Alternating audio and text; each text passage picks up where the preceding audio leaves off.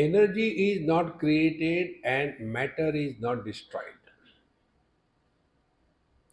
हिंदी ना, शक्ति का निर्माण नहीं होता और जो मैटर है, प्रकृति है, वो नष्ट नहीं होती। फिर केवल उसमें बदलाव आता है। देखो, अब इसको ऐसा समझ लो, ये ठीक से समझ में आएगा तो जीवन का रहस्य खुल जाएगा। भगवान शंकराचार्य कहते हैं, आत्मचैतन्यमाश्रित्य देहेन्द्रिय मनोधियः स्वक्रियार्थेषु वर्तन्ते सूर्यालोकम यथा जनाः।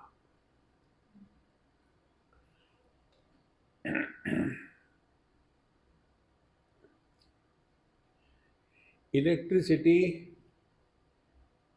बल्ब, बल्ब में फिलामेंट और इलेक्ट्रिसिटी बल्ब का योग्य प्रकार का संबंध, फिर बल्ब में प्रकाश निर्माण होता है।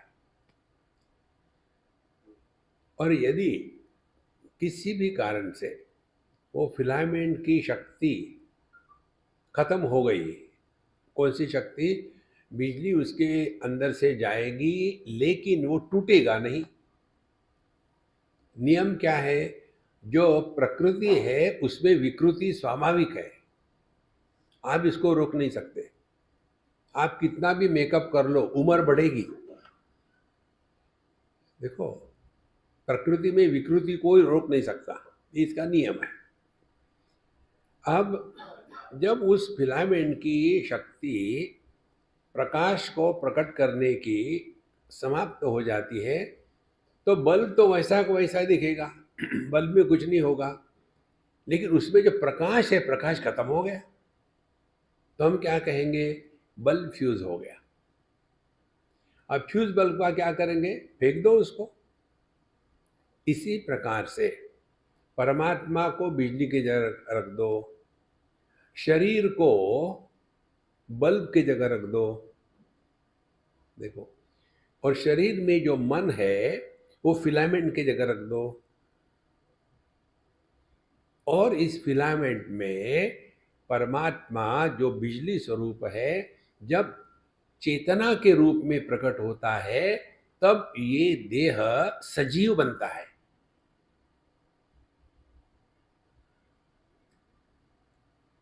और जब देह में परमात्मा के प्रतिबिंब का होना असंभव है, जिस भी कारण से हो, तो क्या होगा? ये देह रूपी बल्ब फ्यूज हो गया। तो कौन मरा? बल्ब मरा नहीं।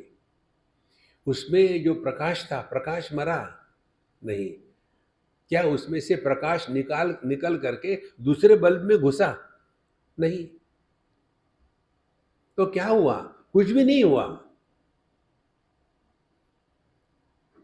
जब लहरें प्रकट होती है समुद्र के ऊपर, तो क्या लहरों का जन्म हुआ है? और जब शांत हो जाती है तो वो क्या मर के कहीं और जाती है? देखो संतो, ये कहते हैं, आत्म चैतन्य में आश्रित्य, आत्म चैतन्य का आश्रय लेकर के देह इंद्रिय मनोधिया, देह हमारे सभी के सभी 10 इंद्रिया, मन और बुद्धि, ये अपने अपने कार्य में लग जाते हैं। तो आंखें देखने लग जाती है, कान सुनने लग जाते हैं, मन राग द्वेष से प्रेरित हो जाता है, बुद्धि में विवेक है, शरीर हलता चलता है, प्राण चलते हैं। जब आत्म चैतन्य में आश्रित्य। अब और आगे उदाहरण बताते हैं, स्वक्रियार्थेषु वर्धन्ते सूर्यालोकम यथा जनाः। रात भर तो सब सो रहे हैं, खर्राटे मार रहे हैं, सुबह में सूर्योदय हो गया, जैसे सूर्योदय हो गया तो सब जो सोए हुए थे धीरे धीरे उठ करके अपने अपने काम में लग गए। इसी प्रकार से आत्म चैतन्य के प्रकाश में यह जड़ प्रकृति मानव कार्यान्वित हो जाती है।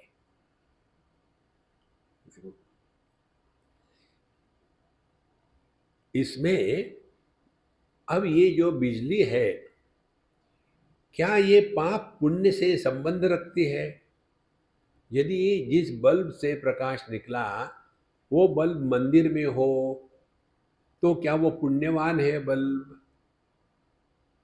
क्या उसको स्वर्ग मिलेगा? और दूसरा बल्ब टॉयलेट में है तो क्या वो पापी है? क्या वो नरक में जाएगा? तो सिद्धांत क्या हुआ? जो प्रकाशक होता है वो प्रभावित नहीं होता। यदि हम अपने आप को देह मानेंगे तो देह में विकृति आएगी, और हमने अपने को देह माना तो फिर मैं जवान, मैं बूढ़ा, मैं स्वस्थ, मैं रोगी, पूरा जीवन इसी में चलता रहेगा। तो हमको इस मैं को पहचानना है। मैं क्या है ये हम जानते हैं, मैं कौन है ये नहीं जानते। देखो, तो यह जो मैं है यह परमात्मा की प्रकृति में अभिव्यक्ति है,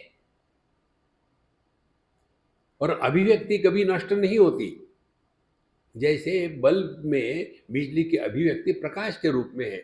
एक बल्ब भले फ्यूज हो जाए लेकिन प्रकाश नाम की वस्तु कभी नष्ट नहीं होती, बाकी बल्बों में दिख रहा है। इसी प्रकार से यदि यहाँ इस देह से यदि चेतना गायब हो गई तो ये देह मरेगा, आप सब उसको उठा के ले जाओगे, आप नहीं मरोगे। क्योंकि सिद्धांत यह है, अभिव्यक्ति माने सिद्धांत, ये कभी नष्ट नहीं होता।